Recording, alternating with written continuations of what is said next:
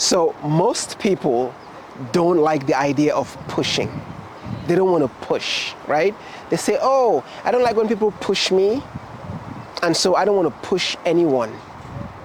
Meanwhile, nothing in life happens without push. Like nothing. Think about it.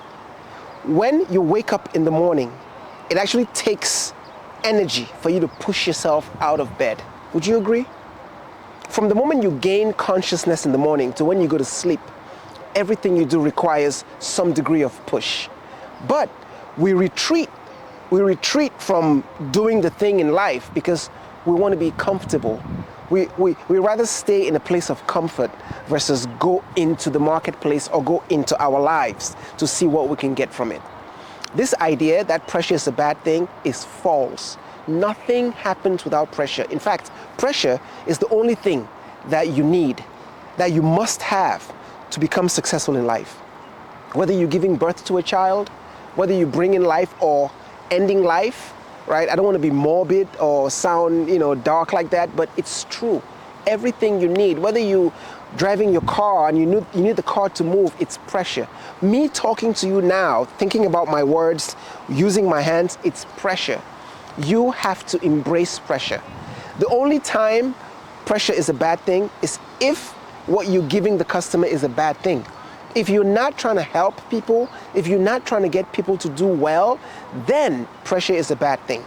But if you know and believe that your service, your product, and what you are trying to exchange is a good thing, then you must apply pressure. You must push. You must ask the person to make a decision. It's a service. It's a service for you to ask for engagement. So this idea that pressure is a bad thing, absolutely wrong. And you know what happens? You add time to your decision, you think about the decision, you want to make sure that you add time to what's happening. But what happens is, every time this happens, your customer does the same thing to you. You want to think about making a decision, and every time you are trying to sell something or exchange something, the customer tells you, I want to think about it. You know why? Because you do it. The customer tells you, I want to pause and ask my wife or talk about it, because you do the same thing. And that's why you cannot ask somebody to do something you're not willing to do. Pushing is good. Pressure is good. You have to push. That's the only way you can make valuable things like diamonds, when you apply pressure. So Coach Paul closes. We're going to teach you how to maybe not have pressure, but be persistent, right? Is that different? Could you replace the word pressure with persistence? Because persistence is more service inclined. Pressure, it's more, leave me alone.